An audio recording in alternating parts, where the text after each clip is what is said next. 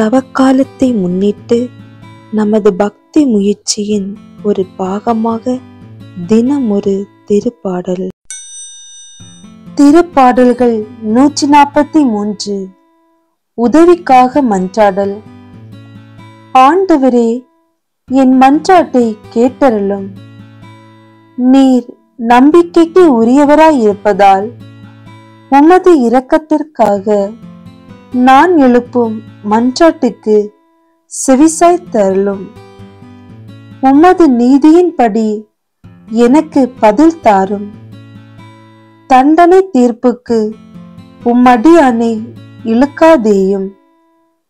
ஏனெனில் உயிர் வாழ்வோர் எவரும் உமது திருமுன் நீதிமான் இல்லை. எதிரி என்னை துரத்தினான், என்னை தரையிலிட்டு நசுக்கினான்.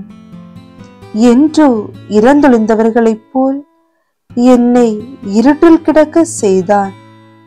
எனவே என்னுள்ளே என் மனம் ஒடுங்கி போயிற்று, என் உள்ளம் எனக்குள் சோர்ந்து போயிற்று. பண்டைய நாட்களை நான் நினைத்துக் கொள்கின்றேன். உம் செயல்கள் அனைத்தையும் குறித்து சிந்தனை செய்கின்றேன். உம் கைவினைகளை பற்றி ஆழ்ந்து சிந்திக்கின்றேன்.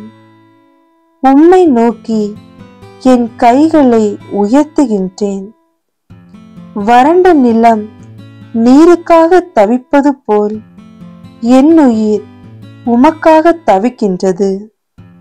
ஆண்டவரே, விரைவாக எனக்கு செவிசாய் தருளும். ஏனெனில் என் உள்ளம் உடைந்து விட்டது. என்னிடமிருந்து உம் முகத்தை மறைத்துக் கொள்ளாதேயும். இல்லையெனில் படுகுழி செல்வோரில் ஒருவராகி விடுவேன்.